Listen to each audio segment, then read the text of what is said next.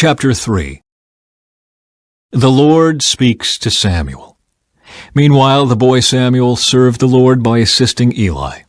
Now in those days, messages from the Lord were very rare, and visions were quite uncommon. One night, Eli, who was almost blind by now, had gone to bed. The lamp of God had not yet gone out, and Samuel was sleeping in the tabernacle near the ark of God. Suddenly the Lord called out, "Samuel." "Yes," Samuel replied. "What is it?" He got up and ran to Eli. "Here I am. Did you call me?" "I didn't call you," Eli replied. "Go back to bed." So he did. Then the Lord called out again, "Samuel." Again Samuel got up and went to Eli. "Here I am. Did you call me?" "I didn't call you, my son," Eli said. "Go back to bed." Samuel did not yet know the Lord because he had never had a message from the Lord before. So the Lord called a third time, and once more Samuel got up and went to Eli. "Here I am. Did you call me?" Then Eli realized it was the Lord who was calling the boy. So he said to Samuel, "Go and lie down again, and if someone calls again, say, 'Speak, Lord, your servant is listening.'" So Samuel went back to bed. And the Lord came and called as before, "Samuel, Samuel." And Samuel replied, "Speak, your servant is listening." Then the Lord said to Samuel, "I am about to do a shocking thing in Israel. I am going to carry out all my threats against Eli and his family from beginning to end. I have warned him that judgment is coming upon his family forever, because his sons are blaspheming God and he hasn't disciplined them. So I have vowed that the sins of Eli and his sons will never be forgiven by sacrifices or offerings." Samuel speaks for the Lord. Samuel stayed in bed until morning, then got up and opened the doors of the tabernacle as usual. He was afraid to tell Eli what the Lord had said to him. But Eli called out to him, "Samuel, my son." "Here I am," Samuel replied. "What did the Lord say to you? Tell me everything, and may God strike you and even kill you if you hide anything from me." So Samuel told Eli everything. He didn't hold anything back. "It is the Lord's will," Eli replied. "Let him do what he thinks best." As Samuel grew up, the Lord was with him, and everything Samuel said proved to be reliable. And all Israel, from Dan in the north to Beersheba in the south, knew that Samuel was confirmed as a prophet of the Lord. The Lord continued to appear at Shiloh and gave messages to Samuel there at the tabernacle. And Samuel's words went out to all the people of Israel. Chapter 4. The Philistines capture the ark. At that time Israel was at war with the Philistines. The Israelite army was camped near Ebenezer, and the Philistines were at Aphek. The Philistines attacked and defeated the army of Israel, killing 4,000 men. After the battle was over, the troops retreated to their camp, and the elders of Israel asked, "Why did the Lord allow us to be defeated by the Philistines?" Then they said, "Let's bring the ark of the covenant of the Lord from Shiloh. If we carry it into battle with us, it will save us from our enemies." So they sent men to Shiloh to bring the ark of the covenant of the Lord of heaven's armies, who is enthroned between the cherubim. Hophni and Phinehas, the sons of Eli, were also there with the ark of the covenant of God. When all the Israelites saw the ark of the covenant of the Lord coming into the camp, their shout of joy was so loud it made the ground shake. "What's going on?" the Philistines asked. "What's all the shouting about in the Hebrew camp?" When they were told it was because the ark of the Lord had arrived, they panicked.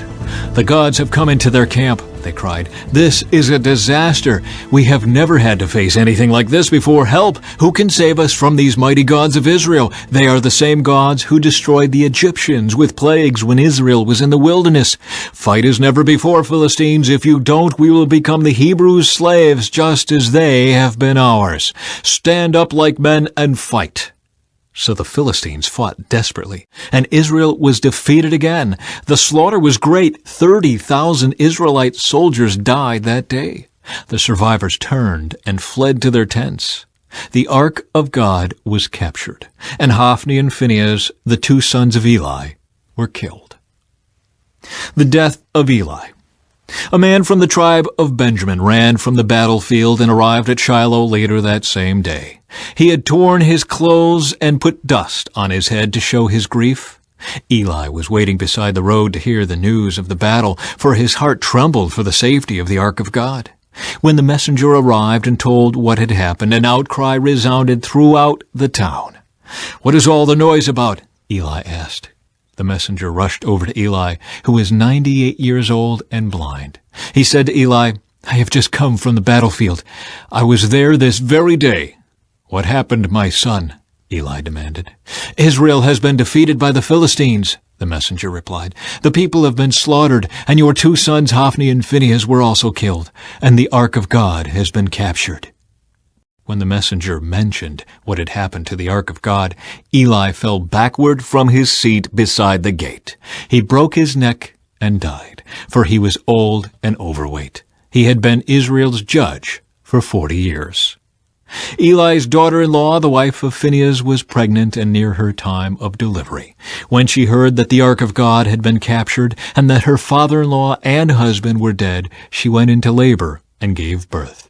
She died in childbirth, but before she passed away, the midwives tried to encourage her. "Don't be afraid," they said. "You have a baby boy." But she did not answer or pay attention to them.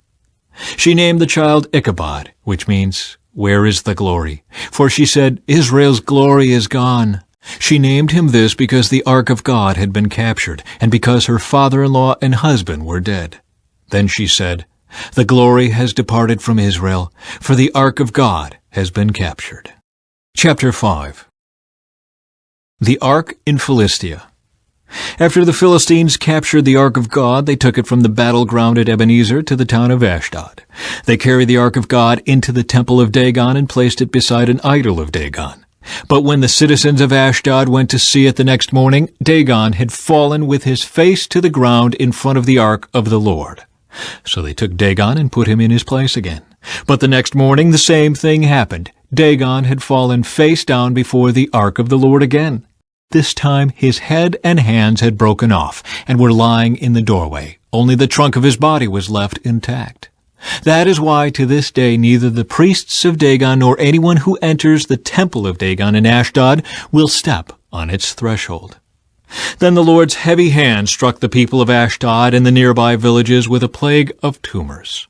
When the people realized what was happening, they cried out, "We can't keep the ark of the God of Israel here any longer. He is against us. We will all be destroyed along with Dagon, our God." So they called together the rulers of the Philistine towns and asked, "What should we do with the ark of the God of Israel?" The rulers discussed it and replied, "Move it to the town of Gath."